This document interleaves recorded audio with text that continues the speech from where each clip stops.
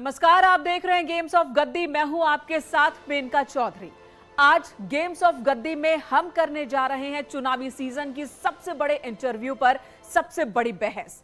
News 18 network के editor in chief Rahul Joshi के साथ एक्सक्लूसिव बातचीत में बीजेपी के स्टार प्रचारक और केंद्रीय गृह मंत्री अमित शाह का दावा है कि बीजेपी इस बार भी 300 से ज्यादा सीटों पर जीत हासिल करने वाली है और प्रचंड बहुमत वाली सरकार बनाएगी।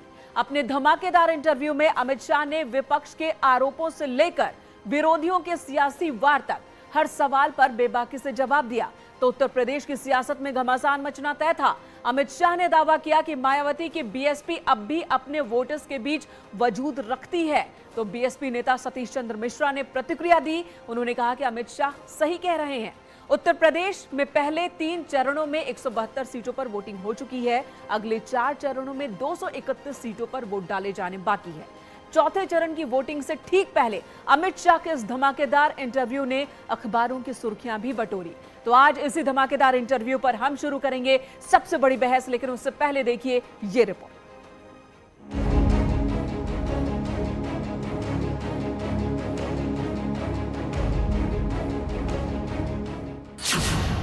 राजनीति में सबसे बड़े इंटरव्यू से मची सियासी हलचल।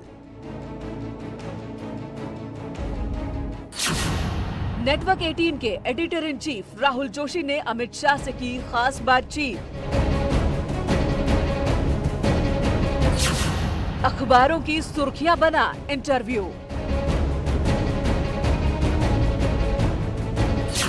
शाह ने किया साफ, चुनाव के बाद योगी ही होंगे मुख्यमंत्री।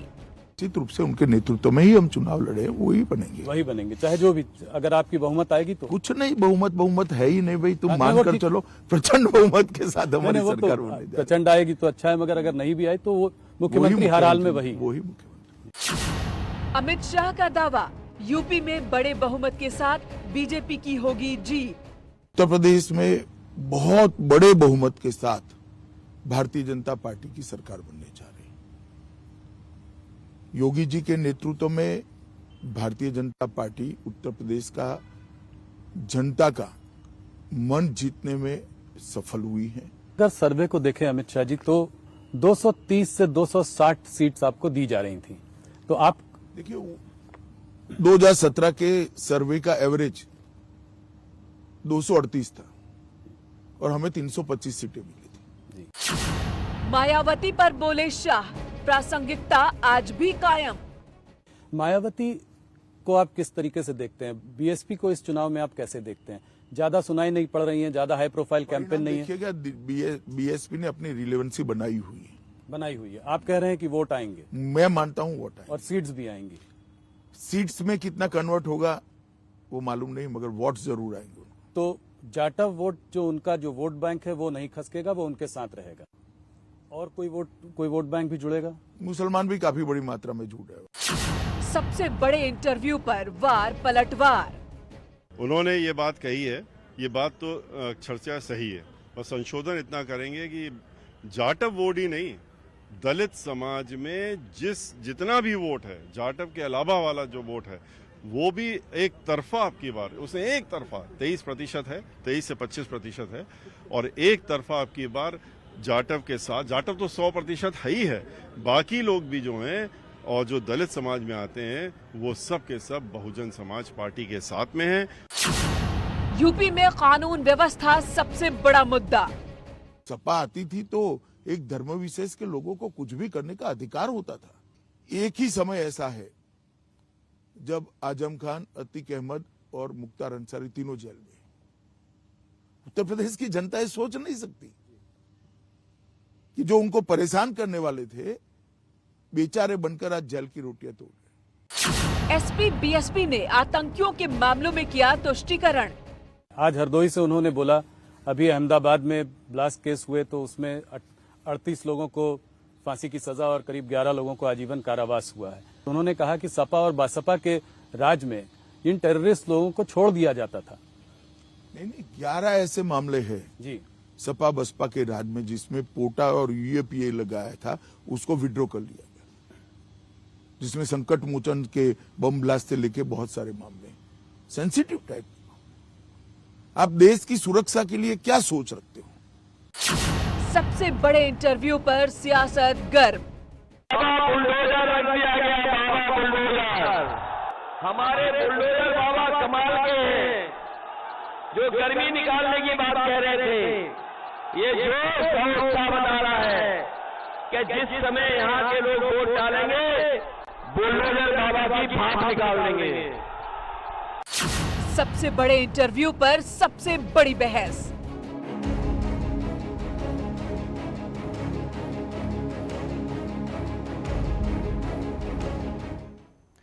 इस इंटरव्यू के बाद सियासी बवाल मच गया है। इस वक्त इसी मुद्दे पर आरोप प्रत्यारोप, और हमारे साथ जुड़े हैं खास मेहमान। अनिला सिंह है, प्रवक्ता बीजेपी, इस वक्त हमारे साथ मौजूद हैं।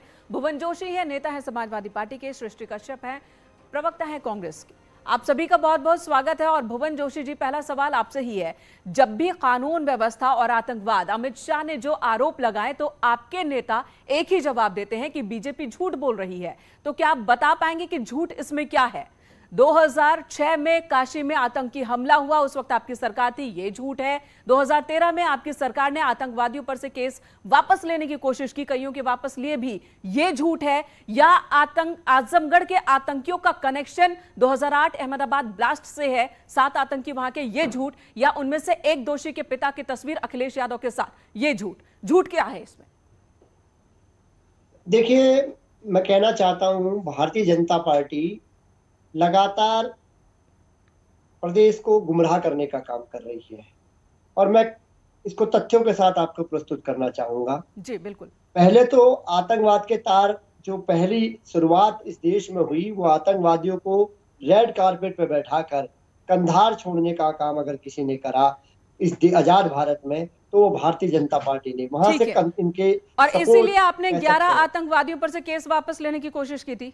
इसीलिए जब भी बात होती है आतंकवाद की, जब भी बात होती है इसकी, आप कंधार पहुंच जाते हैं। कंधार का सिचुएशन और जो अहमदाबाद में ब्लास्ट हुआ, उसका कनेक्शन आजमगढ़ के जो आतंकवादियों के साथ है, सिमिलर है, एक है। देखिए, बहुत स्पष्ट रूप से पार्टी की तरफ से बयान भी आ चुका है। पता नहीं आप लोग उसको सुन पा रहे नहीं सुन पा रहे हैं। हमने कहा है कि वो कोई भी व्यक्ति जो जब सार्वजनिक जीवन में होते हैं, तो उससे लोग मिलने आते हैं, और मिलने आते हैं तो वो व्यक्ति हमारा ना तो पदाधिकारी और मिलने नहीं आए। भुवन जोशी जी, यहाँ तो साफ साफ बोलिए, वो मिलने नहीं आए। अभी आपसे ही बात हो रही थी, आपने कहा कि वो अभी भी पदाधिकारी हैं।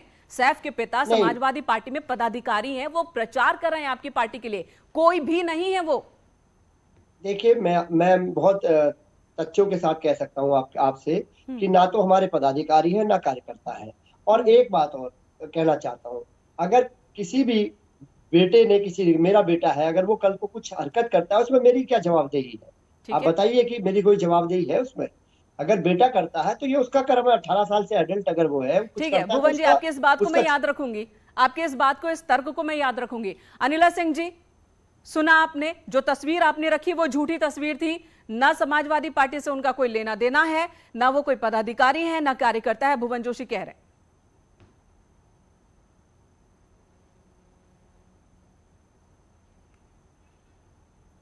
जी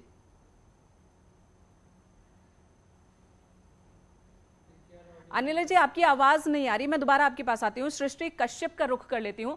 सृष्टि जी, आपने सुना अमित शाह ने कांग्रेस को लेकर क्या कहा? उन्होंने कहा कि जिस तरीके से वेस्ट बंगाल में, पश्चिम बंगाल में कांग्रेस शून्य पर आ गई, यूपी में भी कुछ वैसे ही हालात नजर आ रहे हैं। लॉ एंड ऑर्डर को लेकर भी, आतंकवाद के मसले पर सॉफ्ट कॉर्नर रखने को लेकर भी अमित शाह ने कांग्रेस को भी निशाने पर लिया है।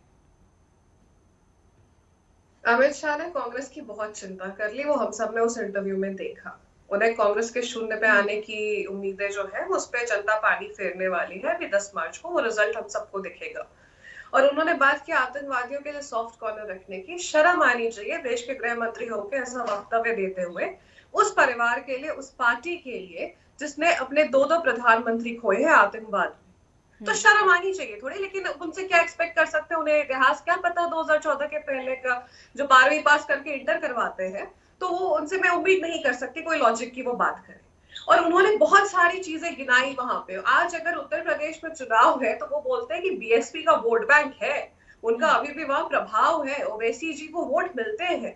क्यों मिलते हैं? आज बीएसपी और ओवैसी क्यों याद आ रहे हैं? क्योंकि एक ही थाली के चट्टे बट्टे हैं, क्योंकि वो पोलराइज करना है उन्हें, वोट पता है भाजपा को कि उन्हें बहुमत नहीं मिलने वाली, इसलिए आज वो बहन जी और हमारे ओवैसी भाई साहब के लिए बैटिंग कर रहे थे इंटरव्यू में। उसके बाद उन्होंने एक और बात की। सृष्टि मैं समझ गई आप यहाँ क्या कहना चाह रही हैं, और इस सवाल को मैं अनिला सिंह जी के पास भी ले जाऊंगी, लेकिन उससे पहले एक और सवाल जो अमित शाह ने कोट भी किया, उन्होंने बाटला हाउस एनकाउंटर के बाद आंसू वाली बात कि सोनिया गांधी की आंखों में आंसू आ गया था, और यह बात किसी और ने नहीं, कांग्रेस के ही नेता ने कही है, उसका जिक्र किया।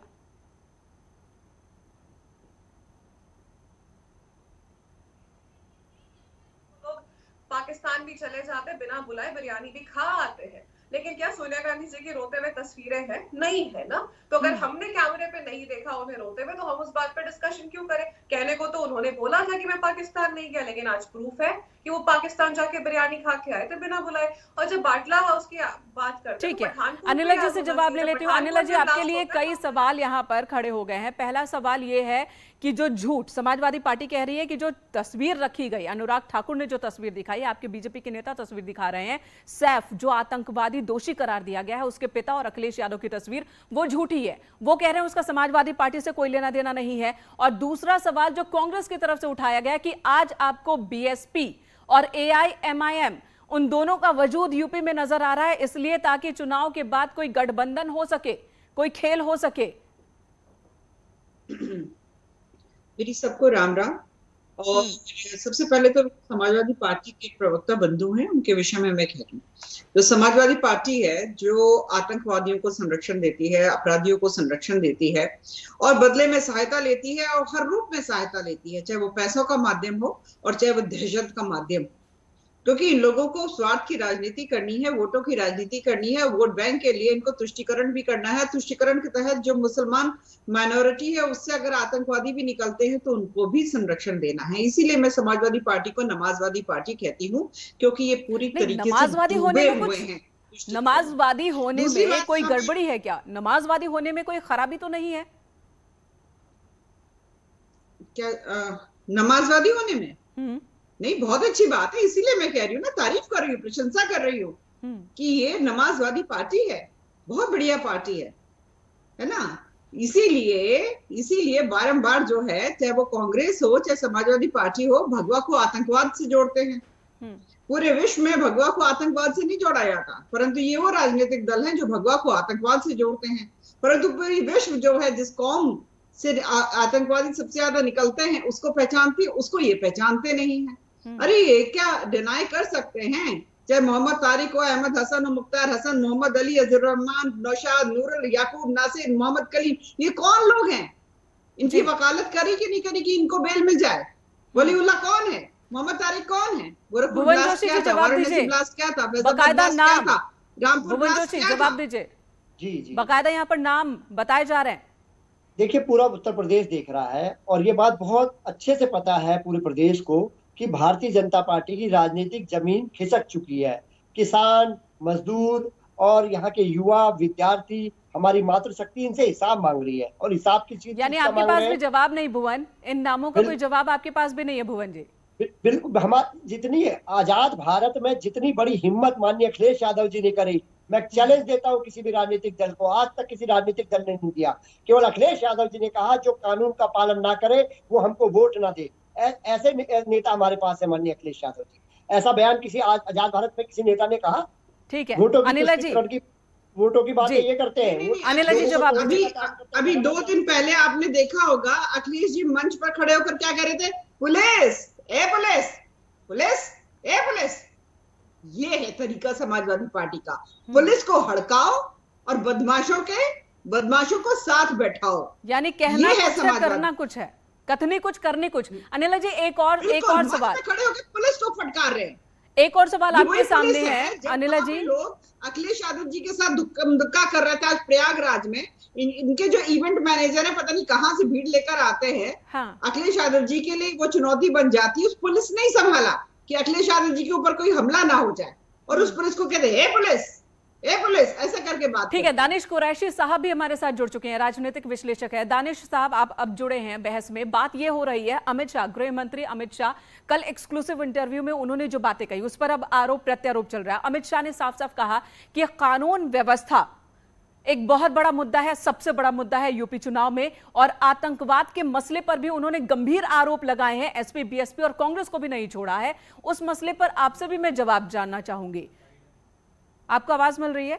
देखिए, मुझे लगता जी मिल रही है। देखिए, मैं एक बात कहूं कि भारतीय जनता पार्टी एक राजनीतिक पार्टी है तो ठीक है, लेकिन अमित शाह जी जब ये बात करते हैं ना, कानून व्यवस्था, ये सारी बातें मजाक लगती हैं। अगर आप अमित शाह जी का खुद का अपना इतिहास उठा के देखेंगे तो उन्हें समझ में आ जाएगा। दूसरी बात, 24 करोड़ की आबादी वाले प्रदेश में बाबा के अलावा इन्हें एक व्यक्ति नहीं मिला संजीदा आदमी, साफ सुथरी छवि का, जिसको कि मुख्यमंत्री बनाते। अब आप देख लीजिए उनके खुद के हलफनामे में, जब उन्होंने भरा था पर्चा अपने चुनाव का, उनका हलफनामा देख लीजिए। अब इतने बड़े बड़े क्रिमिनल्स रिकॉर्ड होने के बावजूद फिर जब वो लॉ एंड ऑर्डर की बात करते हैं ना, तो लोग अब उनका मजाक बनाते हैं। क्योंकि देखिए, होता क्या है कि आम आवाम जो होती है ना, वो किसी राजनीतिक नेता से टच करते तो जाती नहीं है, लेकिन जब आपसे ही सवाल सीधे सीधे मैं पूछूंगी कि जो तस्वीर सामने आई अहमदाबाद ब्लास्ट से जुड़े आतंकी जिसे फांसी की सजा हुई, उसके पिता की तस्वीर अखिलेश यादव के साथ, क्या वो तस्वीर कोई मायने नहीं रखती यूपी इलेक्शन में? सीधा से बोलिएगा, हाँ या ना? मैं जवाब दे जी। सुनिए, मैं बताता हूं। दरअसल बिल्कुल देखिए, अगर माने रखते हैं ना, तो पहले तो सारी चीजें सब कुछ पाने होने चाहिए। आप अनिला सिंह जी से ये पूछ लीजिए कि भाई जो किसानों के हत्यारे हैं, उनके पिता पुत्र को रिश्ते में आप अलग कर देंगे कि आरोपी जो है वो पुत्र है और एक पिता मामला चल रहा है, दूसरा दोषी करार दे दिया गया है। दूसरी तरफ आप ये कहेंगी कि अखिलेश यादव के साथ में जिसकी व्यक्ति की फोटो है, मुझे तो नहीं पता किसकी है, ना ही मैं समाजवादी पक्ष का कोई बचाव करता हूं, लेकिन उसके पिता की तस्वीर उसके साथ है और उसका बेटा कहीं कन्विक्शन पाता है, तो फिर इनके दोहरे मापदंड हो जाते हैं। तो इनसे तो पूछ लीजिए कि अगर गुनहगार है, दोहरे मापदंड तो सभी अपनाते नजर आ रहे हैं। आप भी वही बात कर रहे हैं। एक तरफ जो आतंकवादी दोषी करार दिया गया, उसे आप पहचान नहीं रहे हैं। जो तस्वीर हर तरफ वायरल हो रही है, उसके पिता, उस मसले पर आप खुलकर नहीं कहना चाहते। तो उधर समाजवादी पार्टी भी आपकी भाषा ही है और बीजेपी को दूसरी तस्वीर नजर नहीं आती। धन्यवाद आप सभी का इस वक्त हमारे साथ जुड़ने के लिए। फिलहाल 3 चरणों का मतदान हो चुका है, चौथे चरण की तैयारी है और 7 चरणों में यूपी के 403 सीटों पर वोटिंग हो जाएगी। जनता अपना मन बना चुकी है और जो मुद्दे हैं, थोड़े थोड़े अलग अलग मोड़ से गुजरते हुए जो है मुद्दों में भी थोड़ा बदलाव नजर आ रहा है, लेकिन वाकई ग्राउंड पर उसका क्या असर है वो तो 10 मार्च को ही पता चलेगा। रुकेंगे एक ब्रेक के लिए, खबरों का सिलसिला जारी है।